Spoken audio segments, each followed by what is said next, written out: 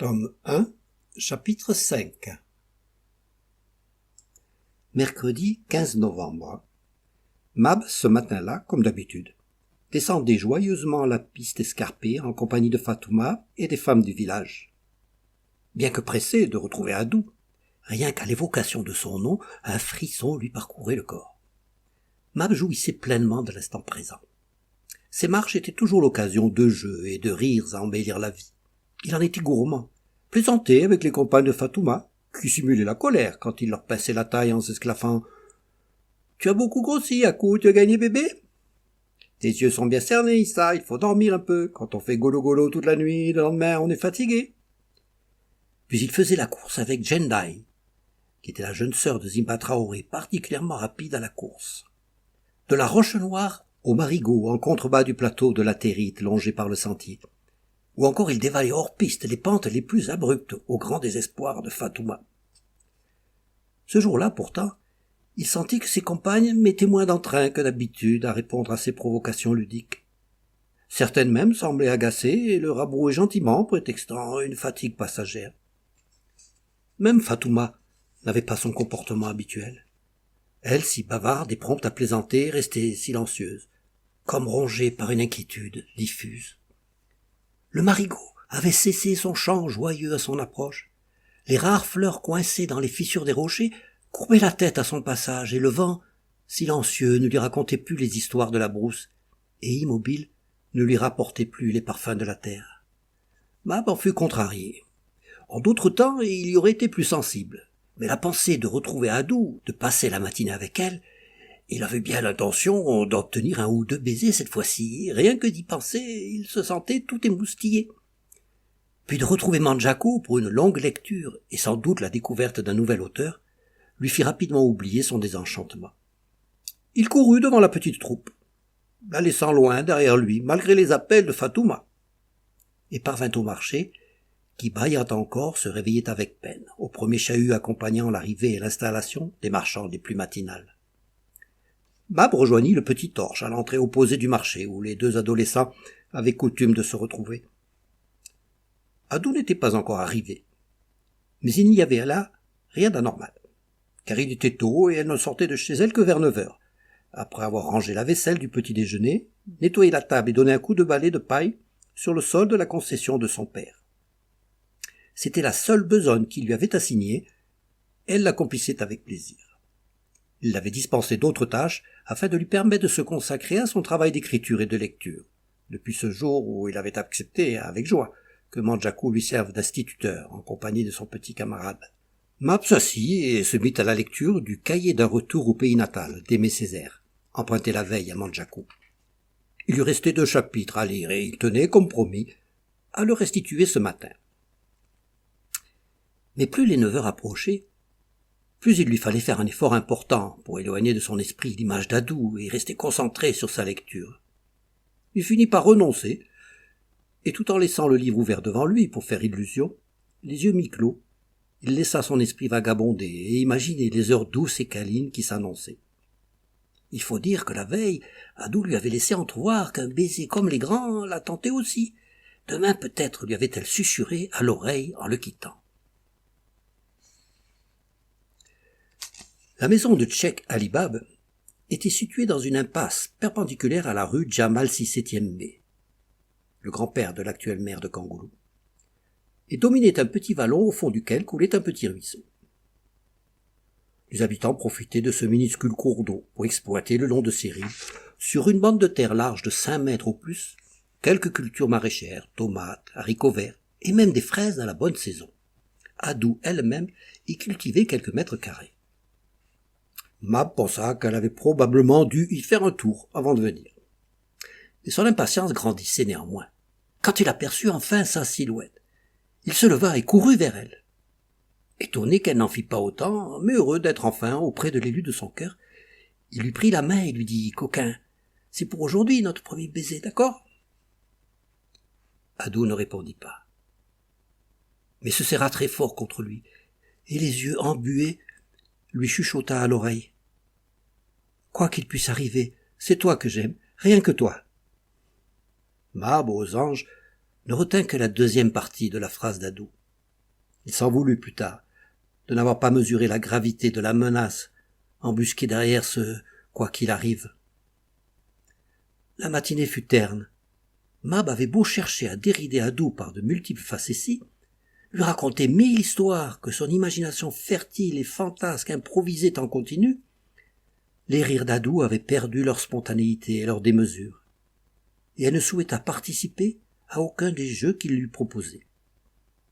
Son esprit était manifestement ailleurs. Mais Mab ne le comprit pas, et la croyant simplement un peu lasse, il se contenta de poser son bras autour de ses épaules. Ils déambulèrent ainsi jusqu'à midi, à travers le marché, puis sur la route de Baudiou, zigzagant entre les nids de poules. Le mutisme d'Adou inquiétait Mab, mais il ne dit mot, se contenta de la serrer contre lui de temps à autre. Les seules paroles qu'il obtint furent « Papa est parti pour 15 jours ». Paroles qu'elle répéta plusieurs fois, comme si cette absence revêtait cette fois une importance inaccoutumée. Elle le regardait alors avec tendresse, lui déposait un petit baiser sur la joue, et se taisait. Quand vint le moment de se séparer pour le déjeuner, Mab l'embrassa en lui caressant tendrement la joue de ses deux mains. « À tout à l'heure chez Mandjakou. Repose-toi un peu. Si tu arrives en retard, Mandjakou ne t'en voudra pas. »« Non, je n'irai pas chez Mandjakou.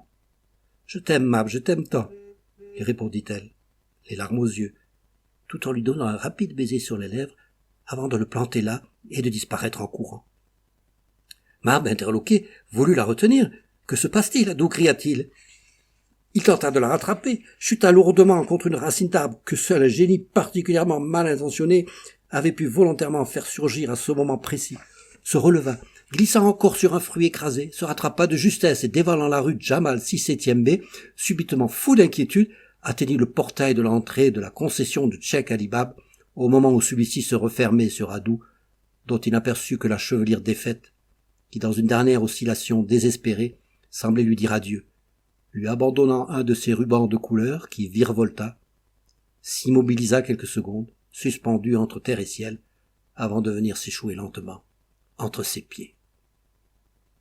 Mab, haletant, le ramassa, le porta à ses lèvres et le glissa dans la poche de sa chemise, tout près de son cœur, qu'il sentit battre le tam-tam de l'inquiétude.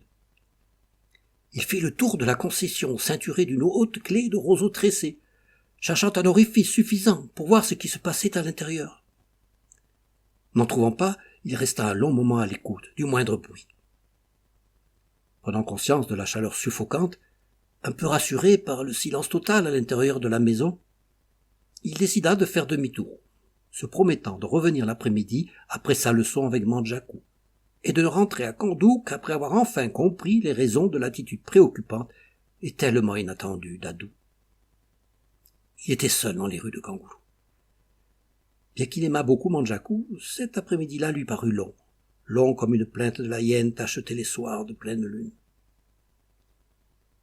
Mandjakou se rendit rapidement compte de son inattention, mais ne parvint pas à obtenir de confidence. Mab pourtant lui demanda de rester plus longtemps que d'habitude. Il lui avait promis de parler de la négritude un de ces jours, alors pourquoi pas maintenant? Après avoir lu Aimé Césaire, il avait beaucoup de questions, pourquoi attendre? Mandjakou, qui savait Mab curieux et impatient de tout connaître, fut ravi de s'exécuter. Mais très rapidement, il se rendit compte que l'esprit de son élève était ailleurs. Il n'écoutait pas vraiment et se contentait de le relancer par une question dès que son discours s'arrêtait. Mab cherchait à faire passer le temps. Il en était sûr à présent. Et pourquoi donc? Cela l'intriguait de plus en plus. « Il faut que je rentre », l'interrompit soudain celui-ci au milieu d'une phrase. Il se leva, le salua brièvement d'un merci à bientôt et sortit sans un mot de plus. Une fois dehors, Mab eut un sentiment de remords et faillit retourner sur ses pas pour s'excuser auprès de Mandjakou de son impolitesse. Mais l'idée d'avoir à s'expliquer le fit renoncer. Et puis il aurait l'occasion de le faire plus tard, Mandjakou comprendrait. Mab fit le tour de Kangoulou par l'extérieur du village, afin de s'approcher de la maison de Cheikh Ali Bab par le bas, en suivant le petit ruisseau.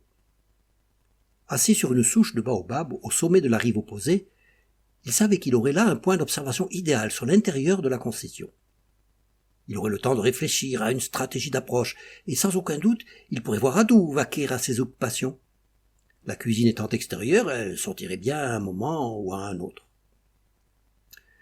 Pour ne pas se faire remarquer, il lui fallait attendre que le jour baisse encore un peu.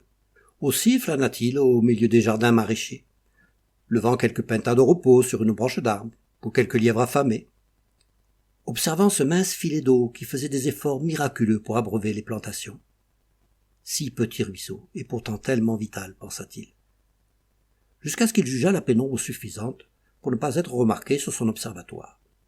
Il dominait légèrement la concession et peu d'espace échappait à son regard. Si Adou passait, il la verrait.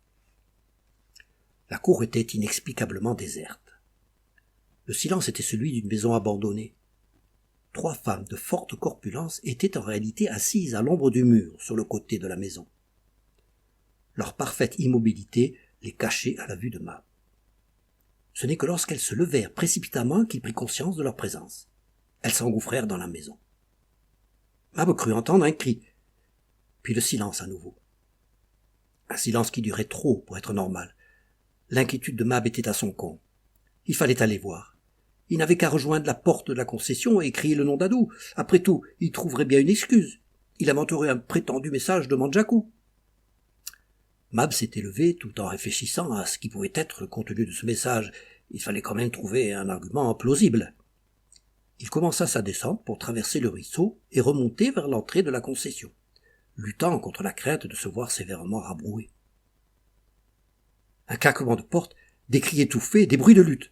Mab bondit, dérapa sur la pente de la terrine, s'écorcha les mains, se précipita contre les canis, sautant en vain pour apercevoir quelque chose en s'agrippant au roseau, saisit une pierre effilée au rebord tranchant et prenant le risque de se faire repérer, frappant les tiges serrées pour les briser, cherchant à les écarter avec ses mains rapidement sanguinolentes, il s'ouvrit un espace suffisant pour distinguer avec précision les formes et les mouvements à l'intérieur de la concession. Son cœur battait le tam-tam de l'angoisse.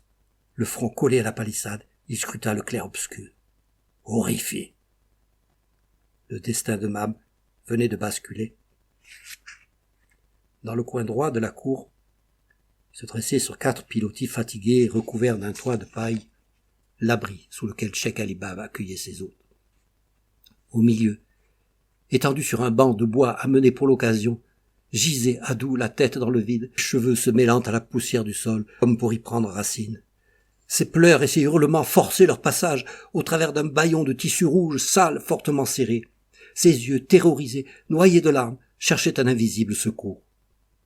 Une matrone, assise sur son ventre, tournait le dos à Mab, maintenait au sol son corps convulsé, tressaillant de soubresauts désespérés.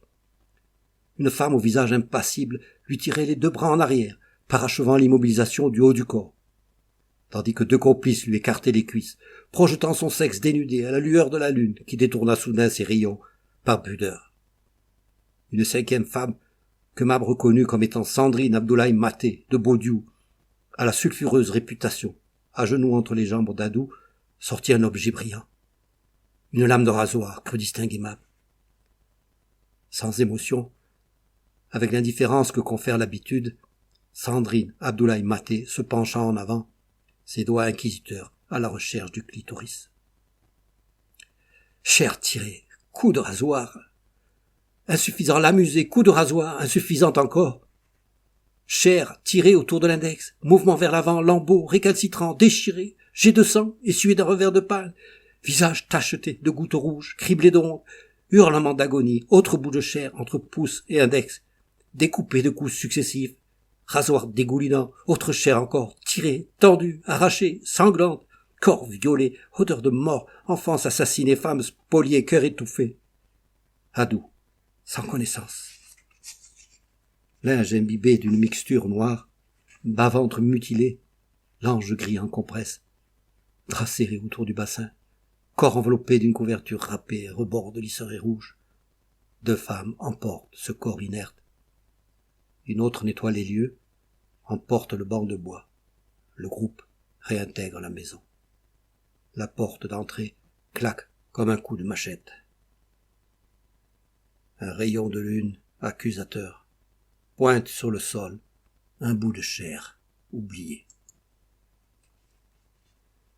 Les premières années qui suivirent les événements précédents furent des années difficiles pour Mab. Trop vite entré dans l'âge adulte, son adolescence inachevée, il traîna sa souffrance et son mal de vivre pendant de longs mois. Persuadé que la femme qui renaîtrait après cette mutilation ne pourrait être identique à celle qu'il connaissait, Il vécut l'excision d'Adou comme il avait vécu la mort de Manon, puis celle de Barca. Un sentiment angoissant d'impuissance et de vide de l'âme devant le caractère irréversible de ces disparitions l'avait torturé de longues semaines. Les explications de Fatouma ne le convainquirent pas. Je crois même qu'elles furent à l'origine d'une première fracture entre eux. Si Mab conserva toujours une grande tendresse pour Fatouma, son désir de s'éloigner du village et de ses traditions naquit sans doute ce jour-là. J'ai demandé à Fatouma ce qu'elle pensait de l'excision et surtout de celle d'Adou. Il fallut que j'insiste longtemps pour qu'elle consente à me répondre. Elle avait bien ressenti la fêlure dans l'âme de Mab et se sentait probablement responsable, même si elle ne me le dit pas directement. Elle me débita quelques vagues explications, comme une leçon bien apprise, sans me donner le fond de sa pensée, et manifestement sans conviction. L'excision, me dit-elle, marque l'accès à l'âge adulte de la jeune fille, comme la circoncision celui du jeune garçon. Une fille non excisée ne peut prétendre à un mariage et n'est pas autorisée à enfanter. Qui donc demanderait alors la main d'une telle jeune fille? Mais lui dis-je, on ne peut pas réduire le rôle social des femmes à une seule procréation. La survie de nos sociétés dépend de cette fonction de maternité. C'est notre pouvoir de femme. Ce sont d'ailleurs les dieux qui autorisent l'excision. Les dieux, et comment donc? Lors d'une cérémonie rituelle organisée dans un lieu sacré, les sorciers, les anciens sollicitent la vie des divinités. Je n'y ai jamais assisté, et ne puis t'en dire plus. Si les dieux refusent, la jeune fille doit être bannie. Sinon, on procède à l'excision. Ces lieux sacrés sont éloignés du village, on n'entend rien, et de toute façon, chants et danses couvrent les cris des jeunes filles. Mais je sais que leurs corps ont été préparés avec des produits spéciaux, des macérations de plantes, pour éviter de trop grandes souffrances. Mais rien de ce que tu me dis n'a eu lieu pour Adou. Je sais. Pourquoi? Je ne suis pas sûr, mais je crois que Tchèque Ali Bab n'était pas d'accord. Ces femmes ont profité de son absence. Cela te paraît une bonne raison, Fatouma? De toute façon, il n'y a eu aucune cérémonie, tu le sais bien. Fatouma ne répondit pas. J'avais envie de lui crier. Comment être d'accord avec toi, Fatouma? Comment peux-tu être si indifférente? Rien de ce que tu me dis ne justifie cette mutilation. Et je ne parle pas des conditions horribles de celle d'Adou. Des larmes embuaient ses yeux. Et j'ai compris qu'il fallait se taire. Tchèque Ali Bab, rapidement avisé, était rentré à Kangoulou le soir même. Furieux que l'on ait profité de son absence, opposé à l'excision comme aujourd'hui une partie de plus en plus grande de l'intelligentsia africaine, sa colère avait secoué le village entier. Les collines en avaient tremblé, ses échos en étaient parvenus jusqu'à Kandou, où Zoroastre s'était empressé de sacrifier 2 poules et un beau coq au pied du fétiche, pour tenir le village à l'abri des conséquences de ce courroux. Pendant 8 jours, dit-on, aucun animal n'osa sortir. Plus de chants d'oiseaux, plus de chiens errants.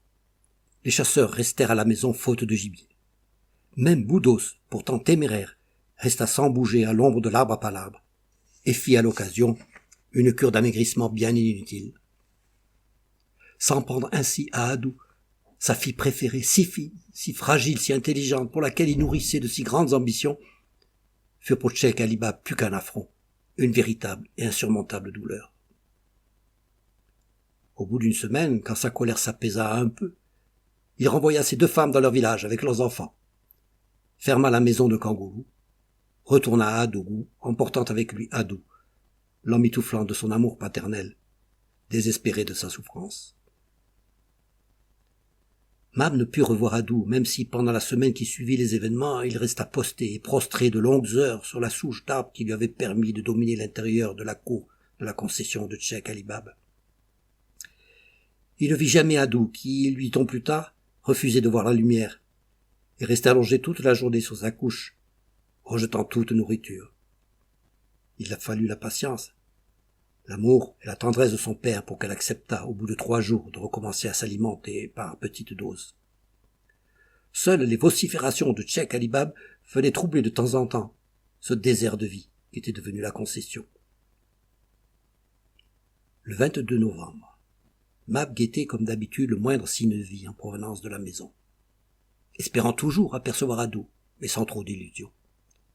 Quelque chose avait changé pourtant.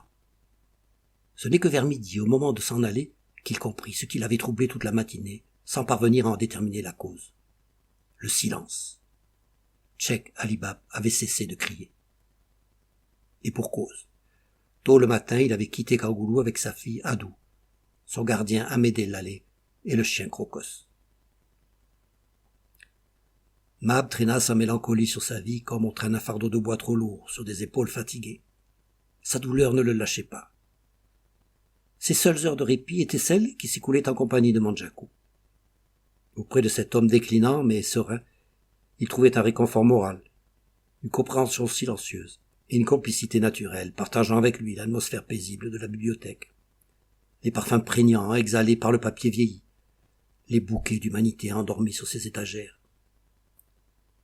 Avec une boulimie insatiable, il se saoulait de mots, se badigeonnait l'âme de littérature, ripaillait de poésie, et se délectait de ses longues conversations avec Mondjakou, qui finissaient si tard le soir, que Fatouma en nourrit parfois quelque inquiétude. Il aimait aussi retrouver Zoroastre, au pied de l'arbre à palabre. Ce dernier avait été offusqué des conditions dans lesquelles s'était déroulée l'excision d'Adou, et depuis ne décolérait pas. Ces faits n'ont rien à voir avec nos traditions, mais au contraire, elles leur portent atteinte. Ils relèvent de l'ordre public et ces femmes doivent être punies pour leurs méfaits, ne cessait-il de répéter à qui voulait l'entendre. Les ancêtres s'en changeront, soyez-en certains. Très vite, une nouvelle relation s'établit entre Zoroastre et Mab. Zoroastre rangea au fond de sa mémoire les souvenirs de cet enfant attendrissant, vif et serviable, mais aussi contestataire, provocateur et irrévérencieux, qu'il avait si souvent fait enrager.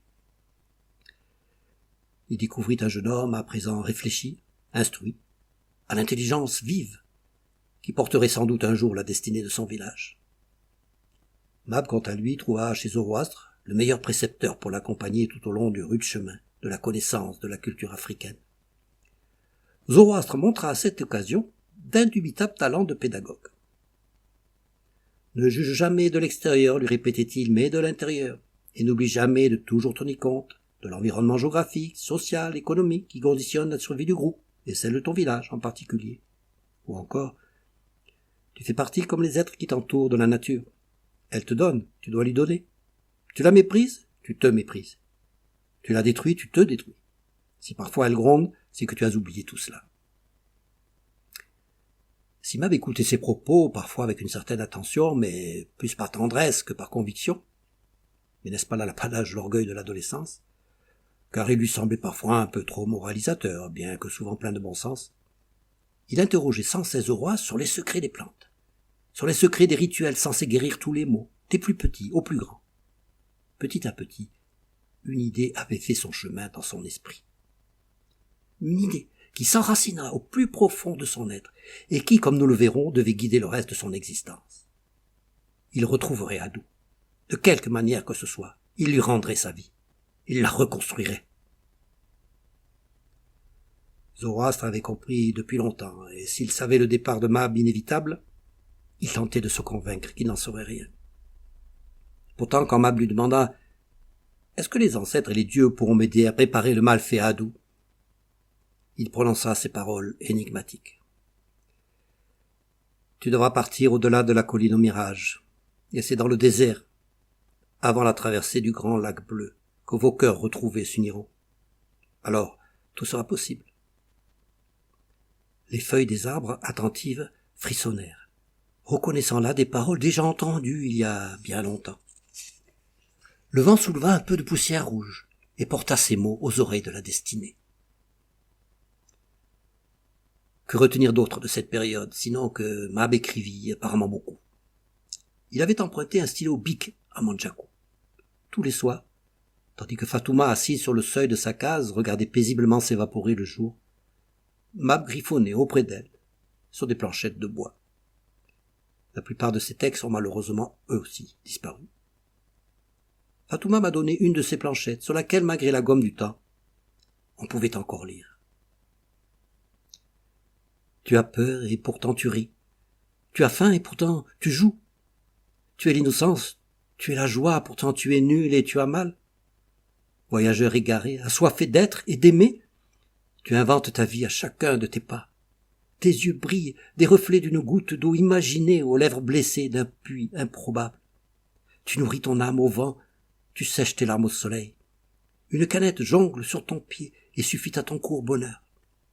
Tu tends la main pour recevoir non l'aumône, mais le regard.